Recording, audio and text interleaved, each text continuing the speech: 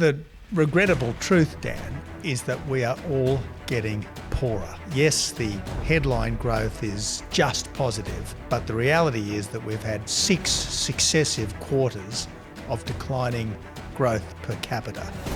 Australia is the greatest nation on earth. And at the referendum last year, Australians told the elites they want to keep it that way. Is 2024 the year mainstream Australians continue to secure our way of life, or will the elites strike back? In Season 3 of Australia's Future, former Prime Minister Tony Abbott will share his unique insight on the future of the Australian way of life. Hello Tony, and g'day to all of our listeners. Great to be back for another episode. Today we will be discussing the state of the Australian economy, the Australian flag, and the departure of Bill Shorten and the broader union movement in Australia. Tony, great to be with you again. Dan, lovely to be with you. Well, let's start with the economy. Figures came out recently showing growth is very slow, the worst since the 90s, and it's even worse than that when you look at the per capita measure, which of course is a more important measure in terms of living standards. This is because the government is basically propping up the economy with mass migration without a broader growth agenda. So Tony, what's your assessment of the state of the Australian economy? The regrettable truth, Dan, is that we are all getting poorer.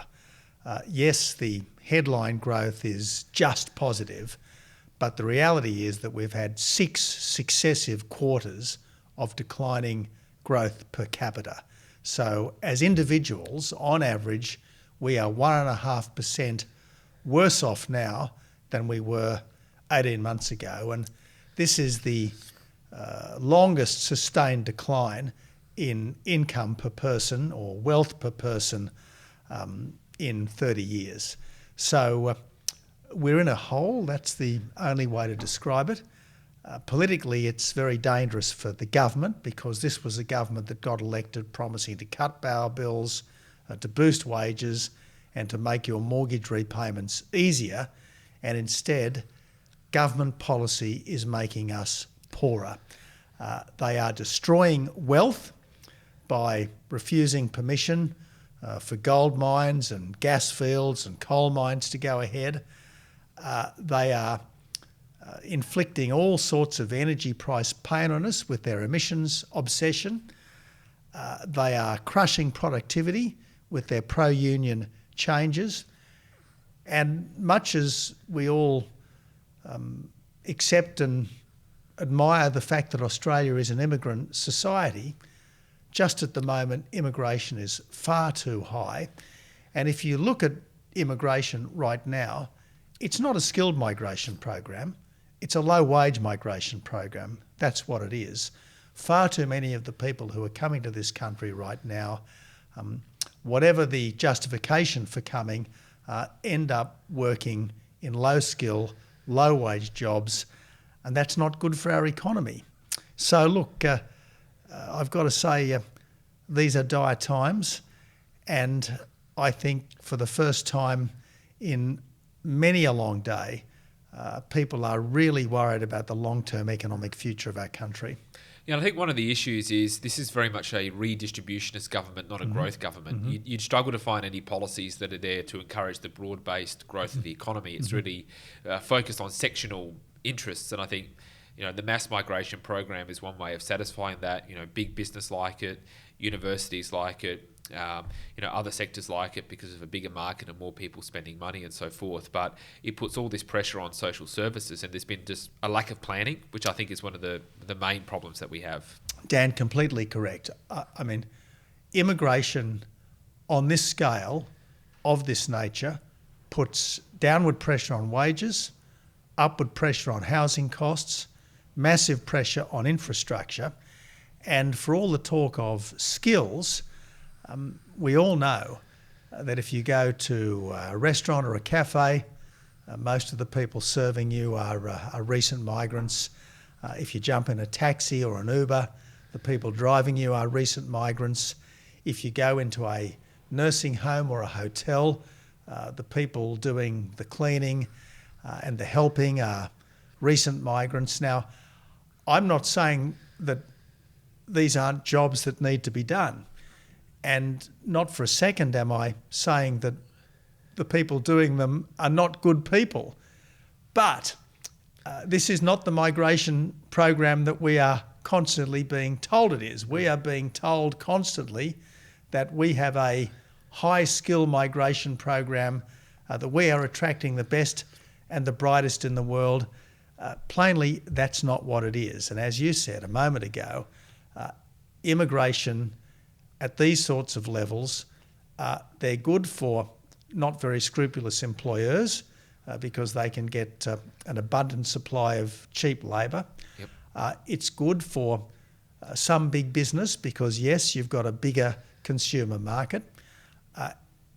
If you're a landlord, I suppose it's good because you've got massive competition for properties and so on.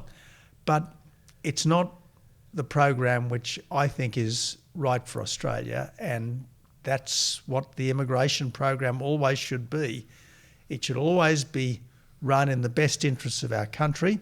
Yes, at times there should be a humanitarian component because we are a decent country, but fundamentally the immigration program has got to be run for the benefit of Australia and Australians, not simply for the benefit of the migrants themselves. So how can we get our economy going again? Obviously, at a headline level, we need productivity, not just population.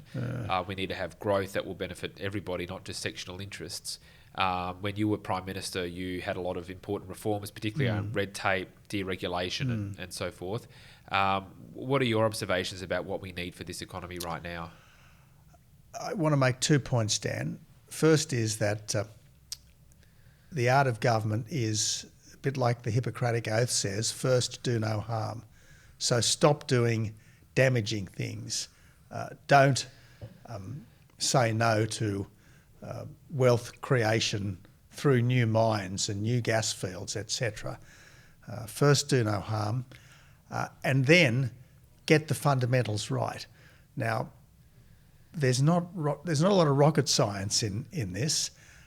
Taxes have got to be as low as possible. Regulation has got to be as light as possible. And important services have got to be as effective as possible. So how do we get taxes lower? Well, we get taxes lower by avoiding new spending. We reduce the regulatory burden by, for argument's sake, saying that there can be no new regulation without the repeal of at least 2 old regulations. How do we encourage creativity? Well, if we had an education system that was all about curiosity, that was full of educational rigour, that it wasn't brainwashing our kids to hate their country, if it wasn't confusing kids about their gender and so on, things would be better. So there's a lot of things that over time we should do. But in the short term, we should avoid making a difficult situation worse by stopping new mines, by avoiding unnecessary increases in power bills through the emissions obsession, and so on. I had a rule in government, and it was the same rule that John Howard had. It's a very good rule, and I hope it'll be the rule of a Dutton government, should we have one. Any proposed increases in spending have always got to be funded, if it's not for national security or economic infrastructure, have always got to be funded out of reductions in existing spending. And this, in fact, was how the key government in New Zealand got the size of government from 35% plus of GDP to under 30% of GDP, not by slashing and burning, as it were, but by being incredibly cautious about any new spending, any new programs. And all too often these days, we open up the newspaper or turn on the news and we see government ministers saying X millions for this, Y billions for that. And you say to yourself, well, what real benefit is all this spending going to produce? I mean, just yesterday there was an announcement from the Environment Minister that she's going to spend $60 million on cat curfews, limiting the number of domestic cats you can have and banning domestic cats. Now, I'm no great cat lover. I much prefer dogs to cats. And I accept that feral cats are a real problem, but $60 million on cat curfews? I mean, really? Is this the Australian government? I mean, I thought we were supposed to be a serious country, and I thought the government was supposed to be focused on serious things. Well, if anything, it'd be a local council issue, you would have thought, but obviously Plibersec's trying to distract away from the gold mine. This is the madness, isn't it? You know, you've got local councils pontificating about Gaza, and you've got the federal government imposing a cat curfew. Well, I think onto something else that's I think concerning, Tony, in the cultural domain. It's something that you and I have talked about a couple of times, which is the waving of the national flag, the Australian flag, and its place alongside the Aboriginal and Torres Strait Islander flags. We had National Flag Day last week, and it was disappointing but not surprising that the Prime Minister refused to acknowledge that day properly by standing solely in front of the Australian flag, which is as it should be, and I think is as it should be all the time, on official business at least. Of course, the Aboriginal and Torres Strait Islander flags are important. They have an important role in our society.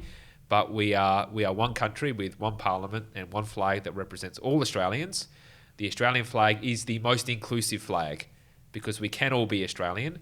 But I know this is something you're very and quite rightly energised about. So if you could share your assessment and thoughts on this important matter. It is an important matter, Dan. As far as I can make out, we are the only country in the world that has more than one flag. Under the 1953 Flags Act, we have one national flag. It is the Australian blue ensign. I happen to think it's a beautiful flag. I happen to think it's a suitable flag. But in any event, it is the flag we've got. And this idea that we can't fly the national flag without also flying the Aboriginal flag and the Torres Strait Islander flag just makes it look silly. I mean, imagine if at the Olympics we had been allowed to fly the three flags as opposed to only one, and everyone else would have the Union Jack or the Stars and Stripes or maybe the red flag or whatever go up, and then Australia wins a medal, so you've got the three flags go up. I mean, it's just not right. Now, I agree with you, Dan. The Aboriginal flag is... it's a good flag, and I've got nothing against flying the Aboriginal flag in the right place at the right time. Yes, during NAIDOC week, fly the Aboriginal flag prominently alongside the national flag outside of government buildings and so on. But this practice that has evolved of flying three flags co-equally outside all government buildings, and indeed on most buildings that have more than one flagpole, I just think is wrong, because it's giving practical equality to the flag of some of us with the flag of all of us. And you're right, the one flag that all of us should be able equally to identify with is the national flag. The other point I want to make, Dan, is that as with so much that's changed in the last generation or so, this is a change by stealth.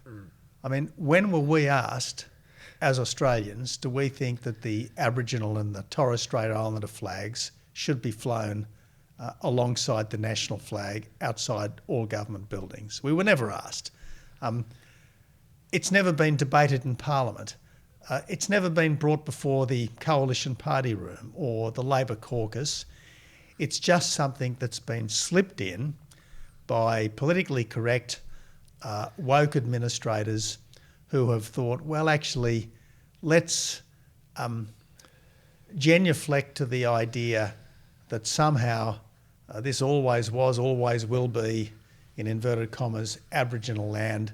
So our genuflection to that is to permanently fly the Aboriginal flag, not just on special days, but all the time. And I just think that's wrong. I just think it's wrong. And it's a sign of the way that the left are very good at bringing about change by stealth. Well, that's what I was going to ask. Doesn't it show how strong the left is in their capacity to pursue ideological goals that are minority interests? We just had the Voice referendum. 60% voted no to racial division. You'd get a similar result if you put this question to the Australian people. I think Australians have had a gutful of it, the welcome of a country which has a time and a place but is excessive. But the views of mainstream Australians don't seem to matter anymore. Exactly right. So much is being done without any respect for the views of the general public. Now, I understand that sometimes if you're in authority, you believe that something is necessary and it may well be unpopular. When I was PM, I brought down a budget that was unpopular in some respects, but what you've got to do then is go out and argue for it and be upfront about the change. And if you take The Voice, for instance, yes, there was a overwhelming rejection of The Voice, but it was more than just a rejection of The Voice. It was really a rejection of the whole Indigenous separatist agenda. And the government is carrying on as if the vote never happened. So many institutions are carrying on as if the vote never happened. We all know that Qantas and other airlines very substantially supported the yes case. The yes case was resoundingly rejected. I'm sure no less by the airlines' employees and customers as by everyone else, and yet they're still there. Yep. They're still there, acknowledging country every time we land as if the land belongs to some people more than it belongs to all of us. And this is what happens so often. The public have their say. Far too rarely do the public have their say. Yep. And yet the politically correct elites then just carry on as if nothing has happened. We've still got treaties being negotiated by state governments. We've still got so-called truth-telling that the Albanese government has got $6 million in the budget for.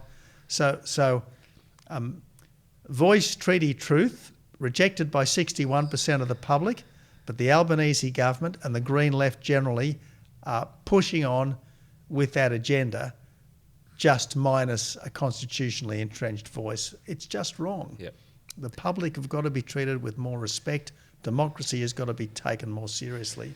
Yeah, and all Aboriginals are Australian, but not all Australians are Aboriginal, and that's why it's divisive. Yeah. But what do you sort of do about that? I mean, the point that you've made in the past is we need political standard bearers to represent that. I wonder sometimes whether we are at the point where some of these ideological interests are so deeply entrenched institutionally that it is actually, even if you are able to capture state power or governmental power, it is going to be very difficult to undo. Because when it's in big businesses, in the education system, in the universities, embedded in the media, it does appear, it feels to me to be a multi-decade kind of task that we face. Dan, I don't dispute that. The long march of the left through the institutions started in the 1960s, so it's been going for at least a half a century, and we can now see all of the baleful consequences of that long march. What we now need is a long counter march through the institutions. And look, it's got to be one which is respectful of our history, respectful of democracy, appreciative of our best traditions. I think that there's far more to be proud of in modern Australia than there is to be embarrassed about. But if you listen to the tenor of so much discussion in educational circles, in official circles, in governmental circles, it's as if we're the most racist, most colour-conscious country, most sexist, most heteronormative. I mean, this is so far from the reality. We are a remarkably easygoing, decent people who try to give everyone a fair go, who try to be respectful of everyone. But being respectful of everyone doesn't mean that anything goes. It doesn't mean that, for argument's sake, transgender people should be able to invade female spaces. It doesn't mean that anyone who says he or she's a woman or a bloke should be able to compete willy-nilly. So there's got to be fairness as well as respect, and so much of this has just been swept away in the tide of aggressive identity politics. Well, Tony, let's go to our next topic, which is the departure of Bill Shorten from Parliament and the broader implications that brings to the political system and the union movement and so forth. I don't agree with a lot of policies that Bill had promoted in public life, but he made a big contribution, and I think anybody that puts their hand up to get involved in public life deserves recognition of that. I think it also goes to the declining influence of Labor right in Victoria, across Australia. So to start with, just interested in your perspective. You obviously had parliamentary combat with Bill Shorten on many occasions, so just interested in your reflections on Bill's career. Well, first of all, Dan, just a few thoughts about Bill Shorten, the bloke. I first met Bill when I was the Workplace Relations Minister and he was the boss of the AWU, and he was obviously highly intelligent, very savvy, quite charismatic union leader. I never knew the young Bob Hawke, but it wouldn't surprise me that there were some comparisons, some parallels drawn between the young Shorten and the young Hawke. A couple of times I debated him on various platforms, and he was a very effective debater as well, a worthy adversary. That's what I thought of Bill Shorten back then. Then, of course, he came into Parliament. He was obviously a new MP in a hurry, and quite properly he was swiftly promoted in the Rudd-Gillard years. He became opposition leader when I became Prime Minister. He was a fierce opponent.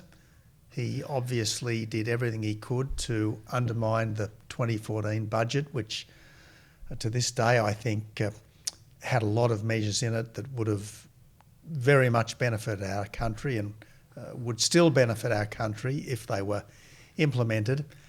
But the thing about Bill Shorten is that he was a straight opponent.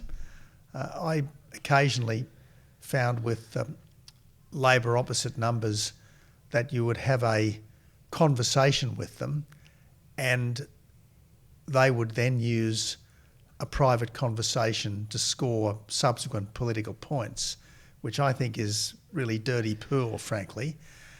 The good thing about Bill Shorten was that you could have a conversation with him that was confidential and it would stay confidential. And if you ever shook hands on something with Bill, it would stick. The other point to make about Bill, and he and I had lots of conversations on national security issues, and he was always rock solid on national security.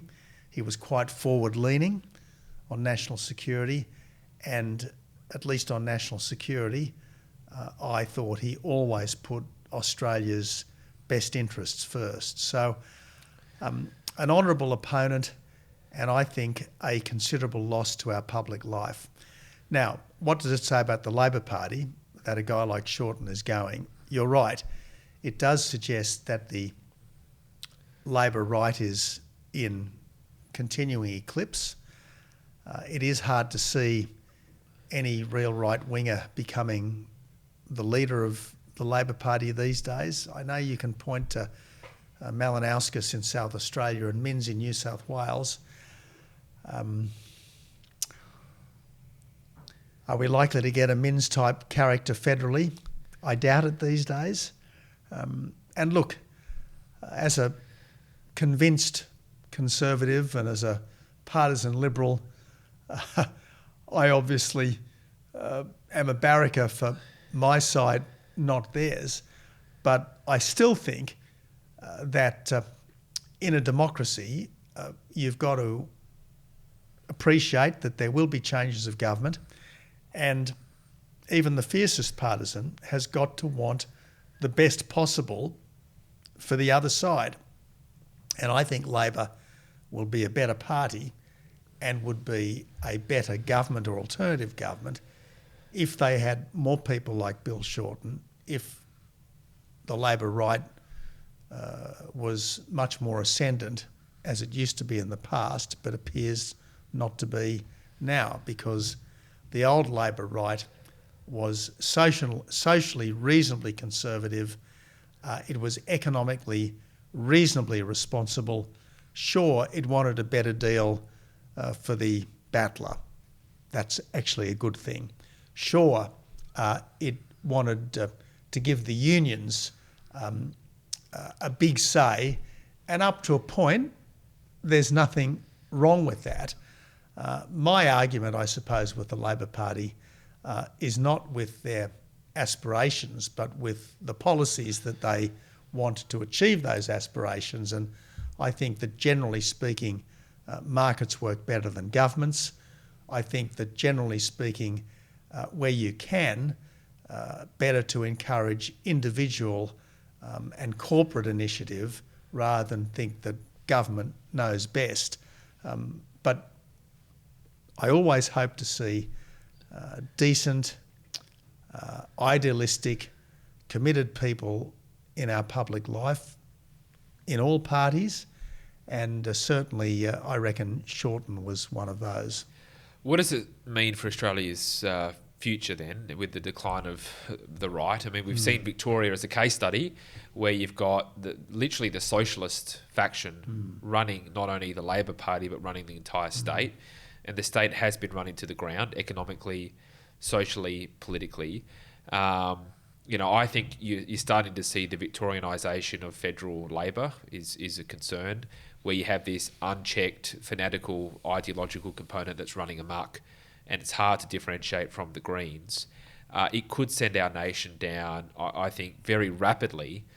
I mean, Victoria has declined in a 5-year period. It hasn't taken long. Yes, there was COVID, but COVID was used as an ideological weapon to forward the agenda of a very bad government, which could very well happen federally. So I think it's not just about Bill Shorten, but the broader decline of the right faction, I think, is a worrying development for the entire country. Well, this is an interesting point you raised, Dan.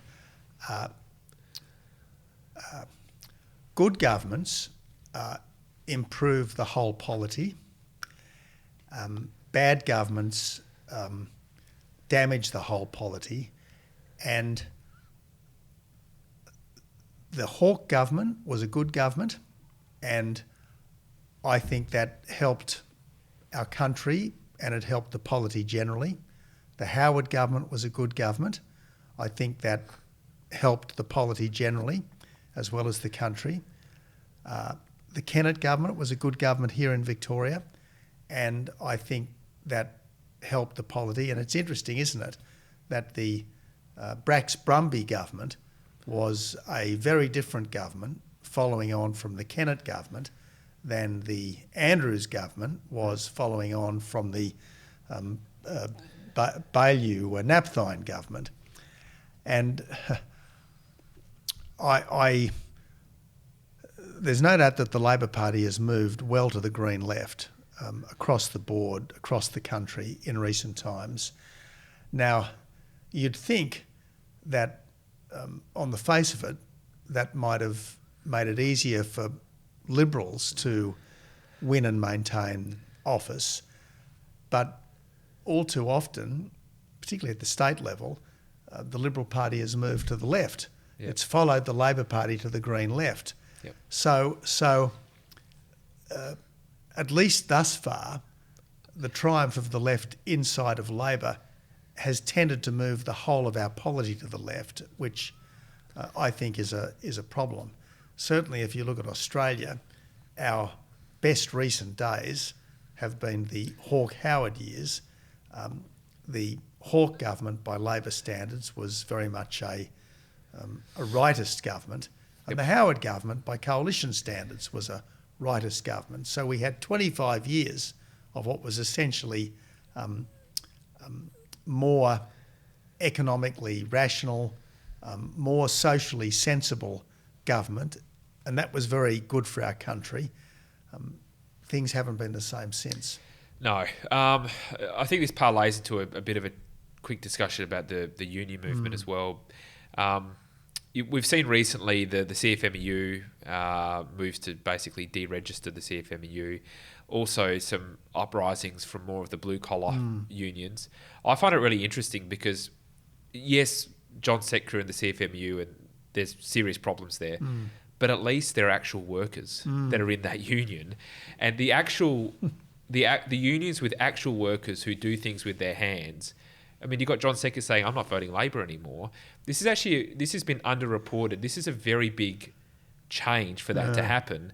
I don't know whether the coalition or the Liberal Party is as yet prepared to reach out to maybe not those individuals, but certainly the members of those unions. But I think that there is we talk about the realignment a lot in Australian politics. This is an example of that happening, isn't it? I think there's a lot in that, Dan. Yes, we have been observing over this series that richer people tend to be voting more left and poorer people tend to be voting more right. And certainly, if you look at successful governments in recent times, Reagan had the Reagan Democrats, Thatcher had the blue-collar Tories, Howard had the Howard Battlers. I like to think that I had Tony's Tradies. These were basically working people, aspirational working people, who thought that the parties of the right, the sensible centre-right, were actually better for them, for their aspirations, for their families, than the parties of the left, given that all too often they were going to the green left. There was the famous statement of Kim Beazley Sr. a generation ago. When I joined the Labor Party, it was the cream of the working class. Now that I leave the Labor Party, it's the dregs of the middle class. I mean, there's a lot in that, and I look at someone like Setka, and there has been a criminal element in the CFMEU, no doubt about that. But they're fair income workers, there's no doubt about that. They're manual workers, often working under difficult and dangerous conditions. I don't like the inefficiency that the union has often enforced, like these lollipop people being paid a couple of $100,000 a year for what often look like non-jobs, controlling traffic and streets with no traffic. But nevertheless, for people who really are working hard and are prepared to have a go, I don't think that $150,000 a year is necessarily overpayment at all. Not in today's I mean, dollars. if they're really working hard, they're worth every bit of that. So look, I can admire a union which is genuinely standing up for people who are genuinely having a go, particularly people who aren't always as appreciated as they should be. What I don't like are these leftists who are more interested in closing down our power system, closing down our mining industry, closing down our agricultural industry, making us all drive electric cars, stopping us eating beef, telling us we can't go on an overseas trip for our holidays. That's the kind of leftist that I find really objectionable. And sadly, there are far too many of them. And look, there is a civil war inside the Labor Party between the inner city green leftists and the outer suburb working class people. And that's something that a serious and sensible Liberal Party can exploit to its benefit. Yeah, and I think just to round out, Tony, I mean, for all of the problems of the CFMEU and John Setka, I don't think they voted yes for the voice, most of them. And there is an opportunity, I think, to talk to these kind of people through the prism of culture. I mean, this is why when we talk to the Liberal Party, it's, well, you know, they talk about a culture war, but this is sort of the door to open about the flag, about our values, about we're a good country, not a bad country. That's what many of these individuals believe. And what academics sneer at as the prosecution of culture wars is often just good people standing up for common sense and decency. Now, I couldn't help but notice that towards the end of the Dan Andrews health dictatorship here in Victoria, the people who were most jacking up against it were, in fact, the CFMEU. There was a couple of big rallies of construction workers saying, Dan Andrews, let us get on with our lives, let us get on with our jobs. And I must say, I cheered. I thought, good on them. I would have been more than happy to have stood on a platform with some of those construction leaders at that time to say, look, we are united in wanting a bit of common sense. We are united in wanting a bit of freedom. We are not scared of a virus. So look, there is definitely a cultural realignment and a potential political realignment going on, and let's just hope that there are good people who can make the most of these opportunities. Indeed, Tony. Well, we'll leave it there. Thanks as always for your time and your insights. Greatly appreciated. Thanks, Dan. This is a production of the Centre for the Australian Way of Life at the Institute of Public Affairs. To find out more, visit australia.ipa.org.au.